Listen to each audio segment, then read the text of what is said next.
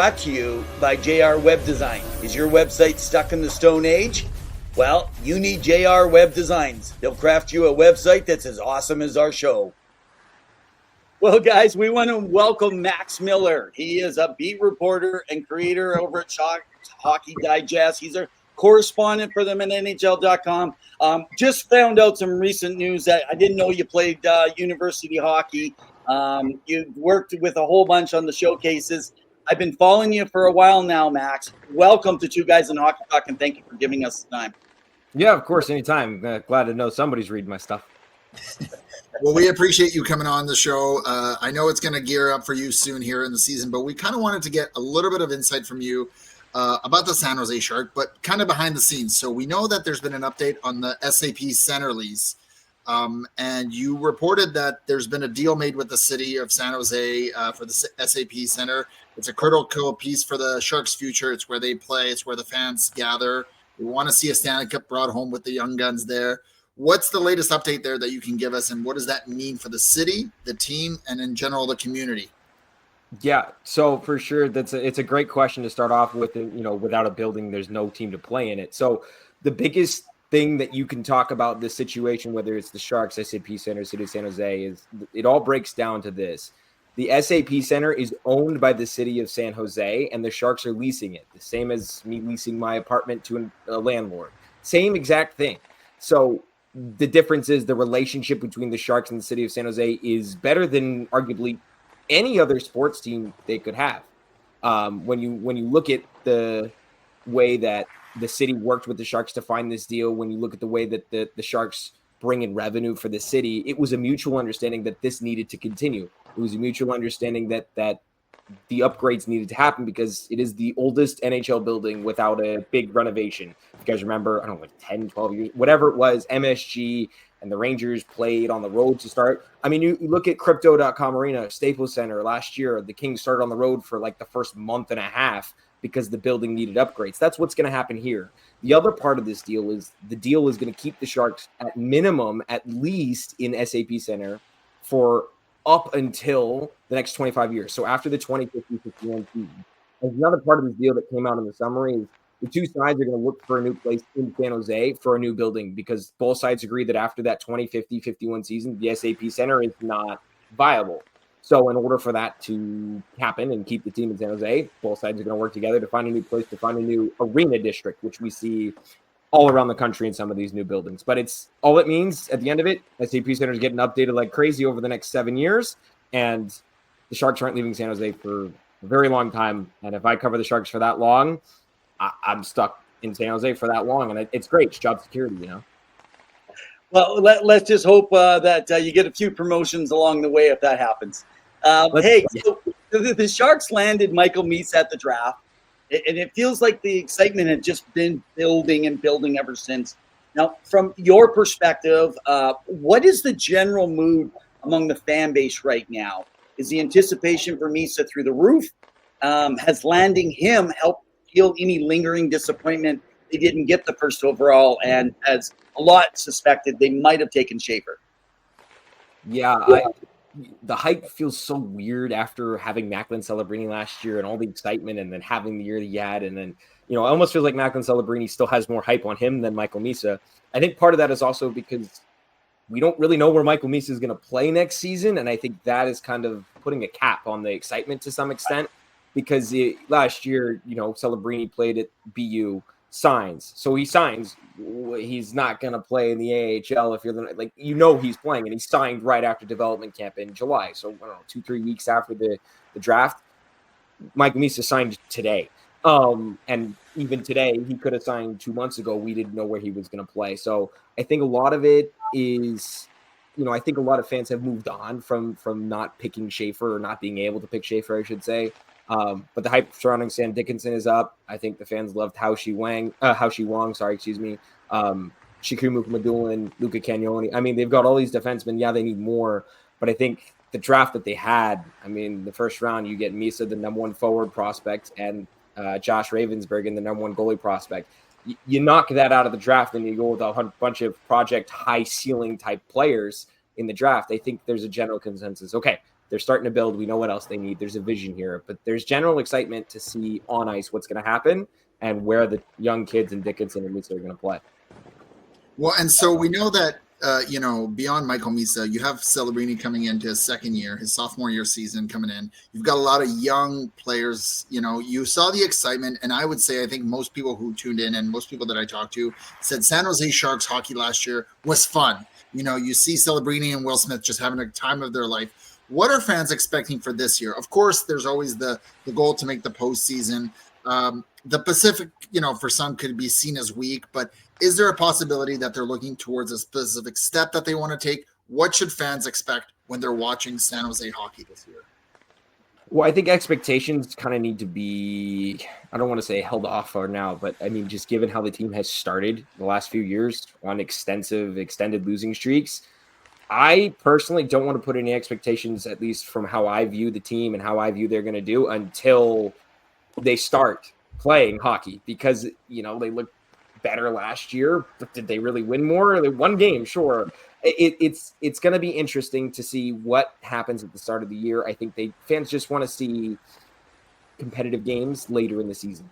I think the third period losses were there, yes. The growth of the young players, we'll see that there, but I think just being competitive games later in the year. I mean, when you led up to Four Nations, there was another losing streak last season, and it just kind of was like, all right, now it's trade deadline. All right, let's get to the end of the year. And it was fun a little bit at the end of the year, but we want to see more. We want to see all of the Sharks play in more meaningful games. Do I think they'll push for a playoff spot? Probably not, but you never know. But if they're, 10 points out with 10, 15 games to go, that's a pretty big improvement in my mind. I mean, you'd want to be closer. I think if the Sharks had it their way, they'd want to sneak into a wild card spot and get some playoff experience for these young kids. But I just don't think that's going to happen this year. Next year, we'll see what happens, but not this upcoming year. So if people want, so you actually, and we have it listed down below for you guys, you can go read. You just put out your article on him signing his elite level contract. So folks can kind of go read a little bit more about it with Misa. Now, my question is him signing this entry-level contract, especially in the midst of all this NCAA stuff that's going on and players not signing. I mean, Porter Martone didn't end up. A lot of people thought he might actually have a chance to potentially maybe make. I didn't think he could, but there was a lot of people that thought he could. But the moment he signed at the NCAA, he's not signing an ELC. Right. So how important is that, you think, for San Jose and their fans to see that commitment coming from him? And so how important is it to the organization? How important do you think it is to the fans to see that kind of commitment? Yeah, I don't know if signing the deal means much towards the commitment to the team. I mean, if Macklin Celebrini went back to college for his sophomore year, he would have signed this summer and played this summer as his rookie year. The commitment to me, in my mind, is not, signing the contract doesn't mean he's not committed to the team. I just think what fans want to see is, are the Sharks working with him to put him in the best position to be developed properly and the most effective way? And in order to do that, they feel either keeping him closer to the organization and staying in the NHL this season or sending him back to Saginaw for another year are the two best scenarios. I don't think, in talking with Michael today and in talking with some of his representation that, I've had conversations with, it doesn't sound like at all NCAA was even on the table, despite his brother Luke playing at Penn State with Gavin McKenna. Misa has done a whole bunch at the junior level, and in order for him to develop, putting him in probably the NHL might be the best. AHL would be perfect, but we know the rules. But in order for that to happen, I think the Sharks just want to have him under control. I think as the number 2 pick and then a 1 forward in the draft, I think he's going to get the opportunity to play in the NHL. I could see him playing 9 games and going back to junior. I could see him playing the entire year in the NHL. If anything, I could see him playing 3 games in the NHL and be like, all right, look, you're clearly not ready. Let's send you back. I mean, they play Vegas, a big, heavy team with very good players who has Mitch Marner now and arguably the biggest and physical defense in the NHL.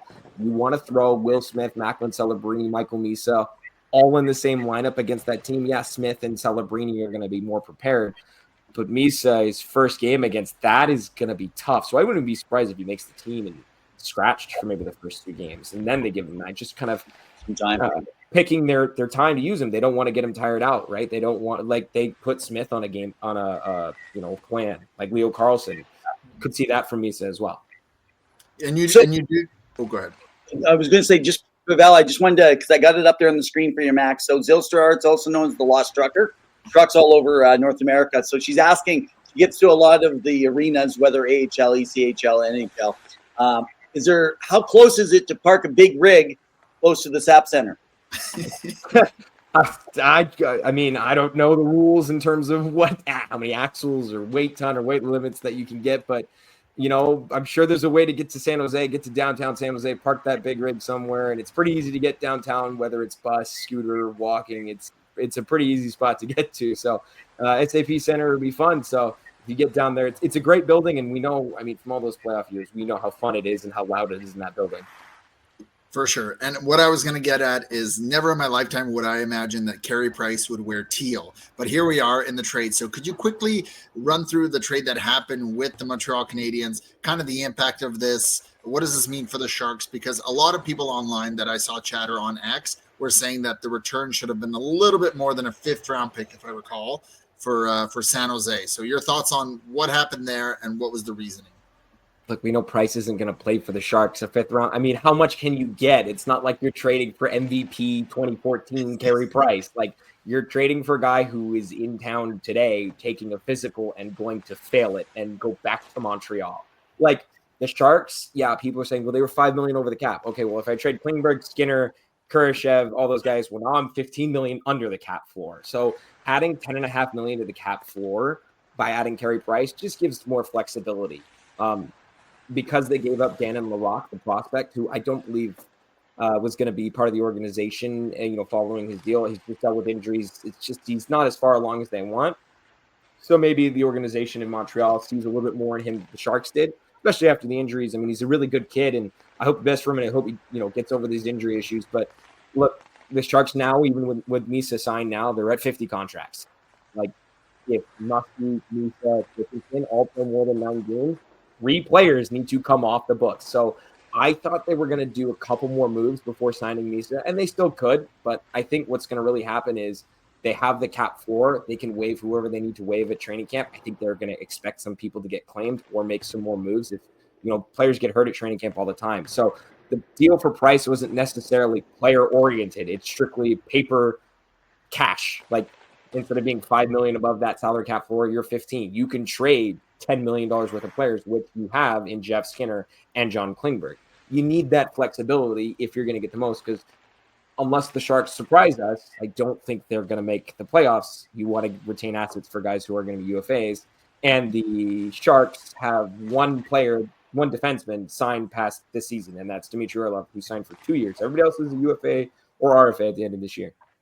I just think people aren't ready for the Price-Askarov duo, and that's what's going to help him get to the postseason. If Price is around, which he was today, if he sticks around, and you have Nedeljkovic and Askarov, and you have Price around, it's not a bad guy to pick a brain for. I don't know if he will be. I mean, everything we see online and how Price carries himself, he seems like a great dude. I don't think, his family's in Montreal. If he could be around the team in any way a little bit, I mean, that's the same thing as Couture staying around the team last year. But from a goalie perspective, you have Nabokov, you have Thomas Spear, who is, in my opinion, one of the top 5 goalie coaches in the league, and he's shown that, rekindling Blackwood, rekindling Vanacek, rekindling a whole bunch of the other guys. Struggled a little bit with Georgiev, making Devin Cooley an all-star goalie. You add Carey Price into the wealth of Ryan Miller's a scout. The Sharks got some great knowledge at goalkeeper coaches.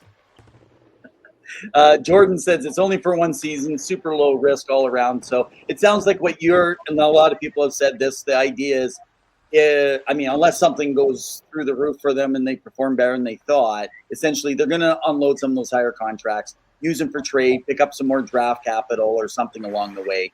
And that's why they need to get to that cap floor if they drop a lot. Right. And it's for 1 year. Like, even if the Sharks are like 2 points out of the wild card spot, and you hit March 6th, I still think Klingberg and Skinner are very strong candidates to be traded. They're not part of the long-term future. If they're having great years, you use them as assets to acquire more first-round picks, which we've seen Mike Grier flip to Yaroslav Askarov. We've seen them flip from 14 to 11 to draft Sam Dickinson. Like, He's used first-round picks to acquire. He traded Timo Meyer to get picks, which then turned into Quentin Must. Like, he's moved things around with first-round picks. It's not, first-round picks because the Sharks are rebuilding. Now he's at the point of, if he acquires first-round picks, he's using them to, be able to pay for high-quality prospects or better draft positions if he sees a prospect that he really likes. Awesome. Well, I know Evan wanted to ask one more question before we finish off the show, but I did want to ask, because there was some recent movement which raised some eyebrows in the hockey world, and that was Ryan Cloud stepped away as the assistant general manager, and he headed over to New York for the Rangers quickly. I think it was a couple days, 2 to 3 days, and they announced him in the organization.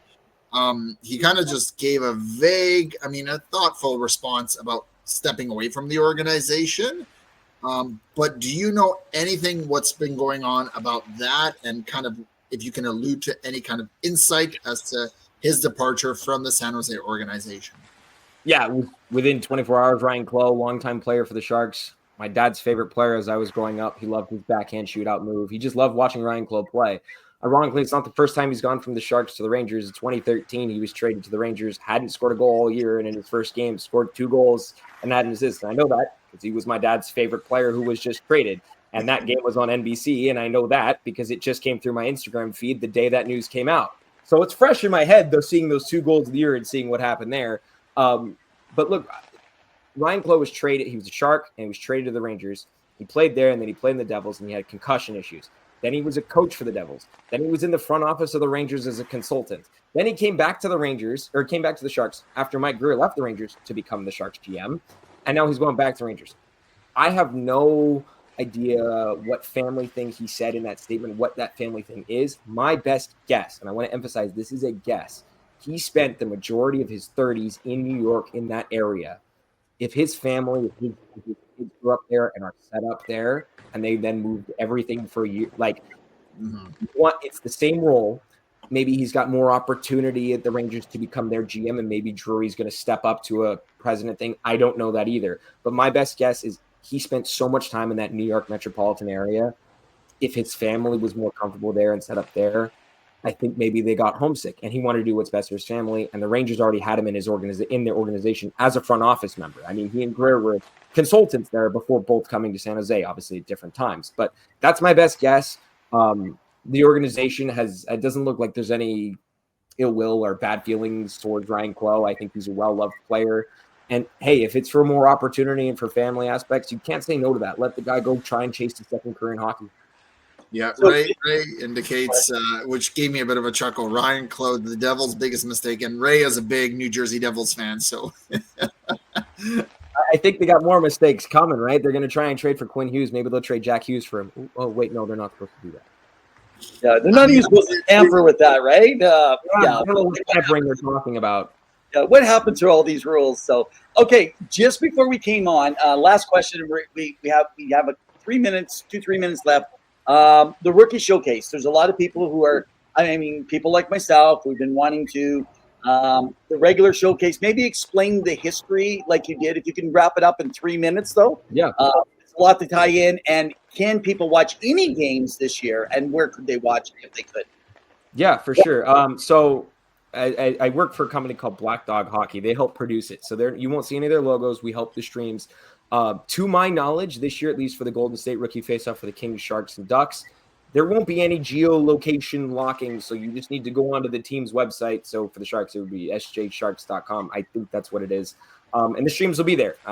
They're all free. They're easy to go. We see the landscape of rookie tournaments changing, whether it's Traverse City, which is no more the Rookie Faceoff, which was 7 teams last year in LA, or in Henderson the year before that, which was 6. So look, it's changing around. It's a money thing. It's also, how many prospects can you get in? The Sharks have a smaller camp this year.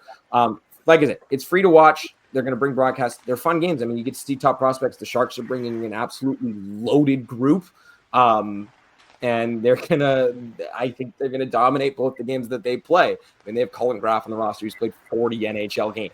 They're going to dominate this thing with Misa and Graff and all the rest of the guys.